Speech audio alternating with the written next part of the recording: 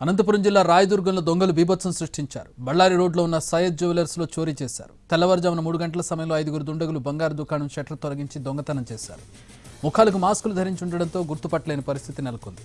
దాదాపు అరగంట పాటు దుకాణాన్ని జల్లెడబట్టారు.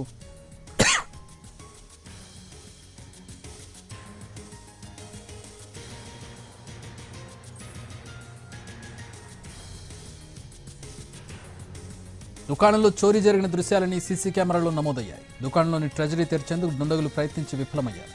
క్లూస్ టీంతో పోలీసులు ఆధారాలు సేకరించారు.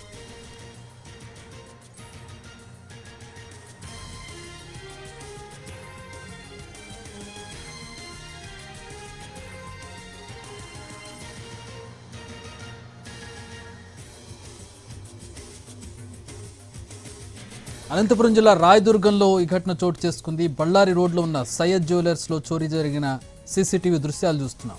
తెల్లవారుజామున 3 గంటల సమయంలో ఈ దొంగతనం జరిగింది. షట్టర్ తొలగించి దొంగతనం చేశారు. ముఖాలకు మాస్కులు ధరించి ఉండడంతో వాళ్ళని గుర్తుపట్టడం కష్టంగా మారింది. పోలీసులు ప్రస్తుతం ఇన్వెస్టిగేట్ చేస్తున్నారు. సీసీ కెమెరా దృశ్యాలు, ఫింగర్ ప్రింట్స్ ఇవన్నీ కూడా సేకరించి దర్యాప్తు జరుగుతోంది.